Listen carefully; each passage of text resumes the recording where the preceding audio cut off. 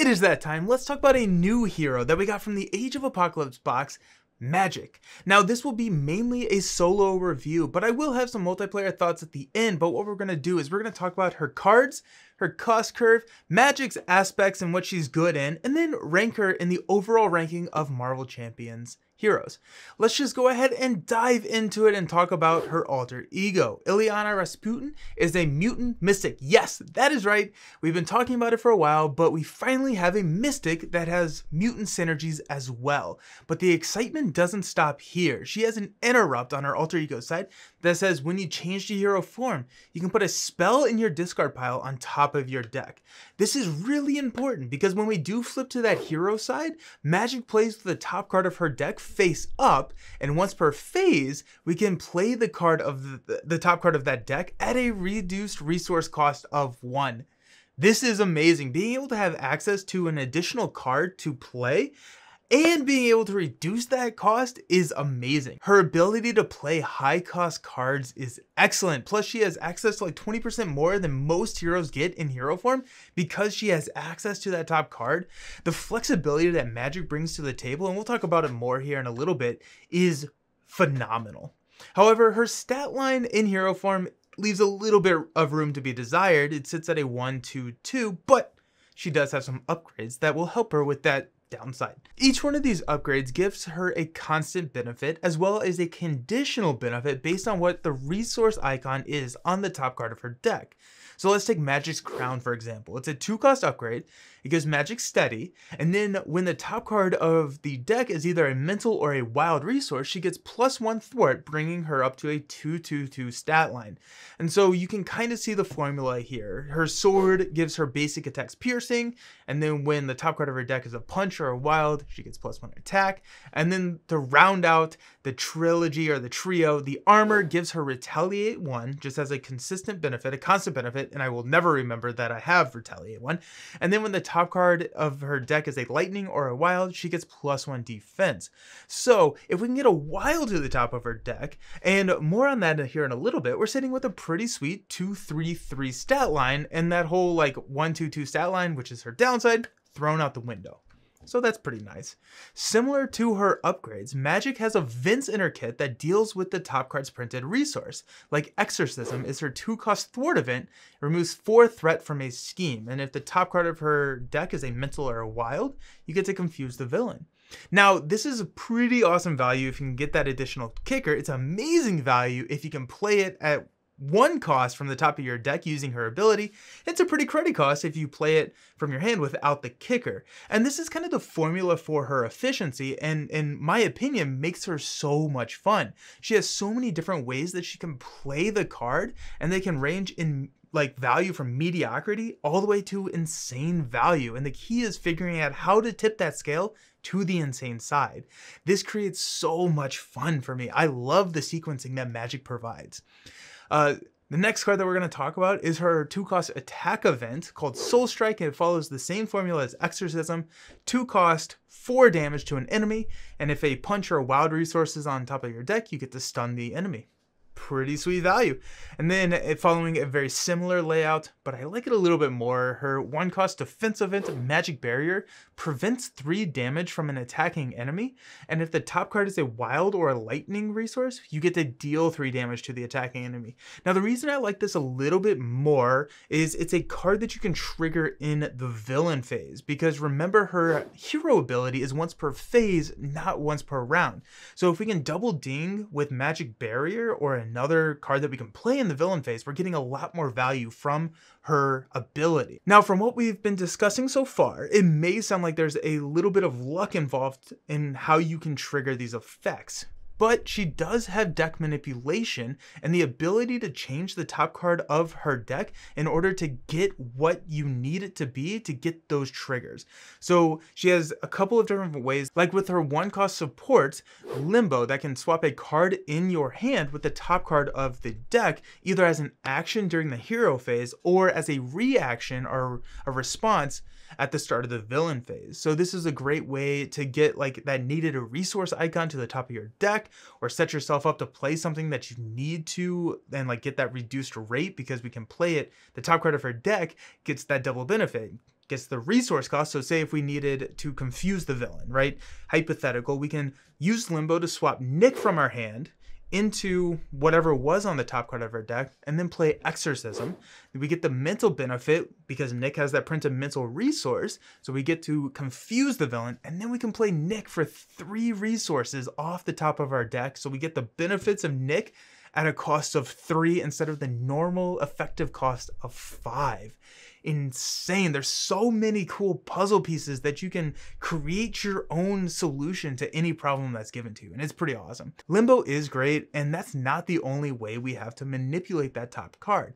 She has a 0 cost spell event called Scrying. Also, at this point, we have seen all of the spells in her kit that we can use with triggering her alter ego ability. There's Scrying, Magic Barrier, Exorcism, and Soul Strike, and there are other aspect spells that we can use, but usually I like putting Scrying on the top of my deck when I'm flipping to that hero form, because this 0 cost card allows you to look at the top 3 cards of your deck. You get to draw 1, discard 1, and put 1 on the top of your deck. Fantastic to set up some epic combos. I love drawing like into a double, putting that one in my hand, and then maybe putting like a 3 cost ally on the top of my deck, allowing me to cheat them in with only paying that double. And then you can discard there. It's a really, really good card and allows you to set up the combo that you need to. And if that was not brain burning enough, there is yet another way to change the top card with Stepping Disc. This sadly is not a spell, and if it was, I love it. I'd probably always be throwing this on top with that interruptibility, because it's a 1 cost event that readies your hero, and then you can choose a magic card that's not named Stepping Disc, another really sad condition there, and put it on top of your deck. So if you know what you want to do with your activation, you can choose a card that's going to boost that stat. Say if you wanted to attack, you can grab a Magic Barrier with that physical resource icon and then swing in for 3 with your Soul Sword. Or we can make all of this decision making much, much simpler, and the right call here is to grab her signature ally, Colossus. This is one of the best signature allies in the entire game. He's able to boost all of her stats with her upgrades because he does have a wild resource. He has toughness, and he has an incredible interruptibility that says when an enemy initiates an attack, you can play Colossus from your hand or the top of your deck, because it's considered to be in your hand at the top of your deck, and declare him as a defender without exhausting him. And so you can put Colossus in, print a cost of 3, play him from the top of your deck for a 2 cost. With toughness, you can block an villain attack, and you have a ready 2/2 ally on the table for the hero phase. Incredible value. I'm doing whatever I can to put Colossus on the top of my deck and playing him as many times as I can. He's an insane ally, and if you can figure out how to activate and block and use Colossus multiple times every single game, you're gonna have a good time. Let's talk about the cost curve for Magik. So her average cost per card is 1.4. This puts her in the top 8 lowest cost curve. That's a weird sentence. Top 8 lowest. The lowest 8 cost curves in the game. She has a really low cost curve is what I'm trying to say. And that does not even consider the discount that she gets every phase. I had no idea how to evaluate that. And so I just didn't. And it's still crazy. She's able to run some really high cost cards in her deck, making her an absolute powerhouse. Or you can skew the cost curve low and have a lot of cards played. You can play a ton of cards with Magik, or you can bring the heat and throw some really high impact cards in there, and you're going to be okay because she has such a low cost curve that can balance that out. Speaking of some impact or high impact cards, let's talk about some of the basic cards. Now we have to talk about the Mystic package here. Now Mystics are supported with like Scarlet Witch and Adam Warlock and Dr. Strange and all of these, but we have a couple of key cards that I'm throwing in every single one of my Magik decks, and that's going to be 1, Sorcerer Supreme, increases our hand size by 1, so now we get to look at 7 cards in the hero phase. Oh my gosh, it's crazy. So you draw 6, top card of your deck is face up. That's a pretty significant percentage of your deck that you have access to, and it kind of goes back into what I was talking about, how flexible Magik can be and how many different problems she can solve and what makes her such a great solo hero. So Sorcerer Supreme is going in every single one. Also, probably I'm putting Spiritual Meditation in every single one of my decks. Now, Spiritual Meditation is another spell card, so you can put that on top of your deck. it's kind of a worse scrying, but Spiritual Meditation, draw 2 cards, discard a card, and so you're net even on cards, but you get to see more cards, and the more cards you get to see, the more likelihood that you're going to have an answer to the problem that's presented, which is why Spiritual Meditation is so very good. Couple others that I wanted to talk about, maybe not in every single deck, but it's worth talking about in the video, I think, which is Basic Spell. This is a card that came in Magic's Precon, and I actually like it a little bit more than I thought I would. The flexibility here is nice. You kind of get to choose from 3 different options. However, it's not the most efficient choice, so you're giving up efficiency for flexibility, but that kind of goes away if you're able to play it from the top card of your deck, because now that printed cost of 2, you're paying 1 cost for it, and so now that efficiency scale tips a little bit more even. That being said, there are a lot of other cards that I typically want to play from the top of my deck, and so I'm not 100% sold on Basic Spell, but there are worse cards that you could put in your deck, and if you are looking and wanting to take a deck up against multiple different villains, Basic Spell is going to give you a lot more flexibility.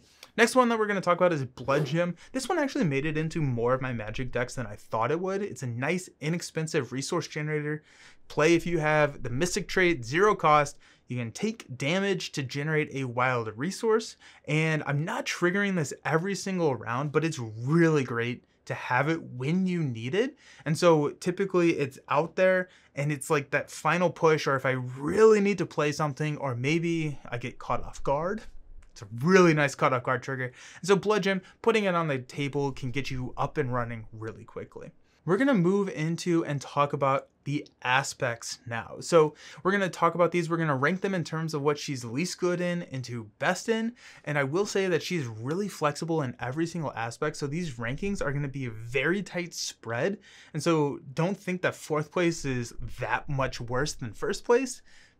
Just something I wanted to say. So in 4th place, we have her Precon aspect, Aggression. Magik is a character that can control the game state so well, and she can push damage at the right time. She can take out minions, or she can push that damage to the villain when she needs to. And while Aggression can give her more tools to push damage, or a decent bit of damage, she's usually okay with what she has access to in her kit and off aspect. And the other aspects can just kind of round her out and round out her control ability a little bit more. That being said, I really like Magic Attack. This is the Mystic attack event that we have in Aggression, and it's an excellent little minion clear or a late game push, very efficient damage. So I do like Magic Attack, and I probably am running Magic Attack in most of my Aggression Magic decks. In 3rd place, we have Justice. Colossus plus Exorcism is probably enough thwarting in solo, especially if you're able to recur Colossus multiple times with Stepping Disc. So we can add more threat removal into her deck with the yellow aspect. If I'm doing that, I'm typically liking to run like one way or another and have even more card draw, because if we're going to run a lot of threat removal in Justice, might as well run one way or another and really kind of negate a lot of that negativity that you have, because you do have a decent bit of thwarting potential in Magik. Even though she has that deceptively low 1 thwart, she has a pretty good amount of thwarting. She also can be really effective in a float like a butterfly build. She has built-in Confuse, she has built-in Readying, and then she can play a lot of allies really cheaply. And so if you can confuse the villain, you can get multiple like activations out of float, which can be pretty freaking awesome. I do like that. In 2nd place, we're going to talk about Protection. So with her upgrades, Magic's stat line is a really nice asset, and Protection allows you ways to ready up multiple times and take advantage of the boosted stats. Think of like What Doesn't Kill Me, right? You can heal 2 damage, ready your hero, and then you can attack for 3 more. Or thwart for 2 more. What Doesn't Kill Me is also a lovely pair with Blood Gem to help reduce the downside of that resource generator a little bit, so you can take 2 damage, heal 2 damage, and stand up. And so there is a little nice symbiotic relationship there. The other way that you can play, and I think potentially maybe not the stronger way, but the more fun, at least in my opinion, way to play her in green is to run her in a perfect defense build where you focus on some really cheap defense events and take advantage of her ability and have more cards that you can trigger in the villain phase, because again, that ability is once per phase, not once per round. So if we use her built-in retaliate with her armor, we take flow like water. I was gonna say float like a water, and it's like that. I'm getting float like a butterfly and flow like water. Confused my head, but like flow like water in that deck, and you can play these defensive events for very cheap because they're coming from the top of your deck. Use Limbo to swap the defensive event that you need to the top of your deck.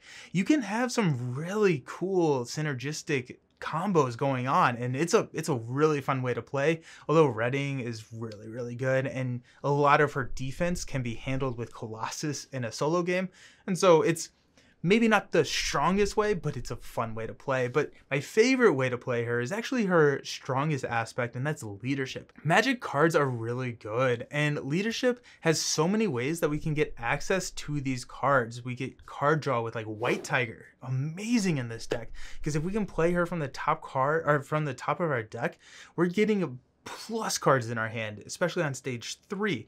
Draw equal to the villain stage number. We're spending 2 for White Tiger and drawing 3 cards. Amazing. And then if we combine that with like strength in numbers, we can get that online very quickly with how easily she can put allies onto the table.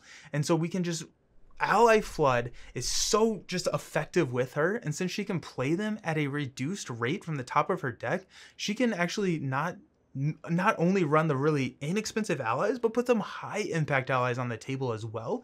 And so if you have a strength in numbers turn where you exhaust all your allies, awesome. But if you don't have that card, you're not looking at these like little allies, and you can like run some of the higher impact allies that leadership has and have them be activating and just like kind of be that troop commander in leadership. Also, Summoning Spell is a fantastic tempo boost, and if you run Summoning Spell with really high cost, high impact allies, you can get your money's worth out of Summoning Spell, or you can swap the top card of your deck with an ally that you want to hit with Summoning Spell. There's just a lot of really cool sequencing events, just like I've been saying all video, but really, especially with leadership, it's a fun build. The community and my rankings did not actually line up that much. They had her precon, which was aggression, at number 1, followed by protection, and then justice and leadership tied for last place. And so we finagle those a little bit. I can see the argument for any one of those being her best, but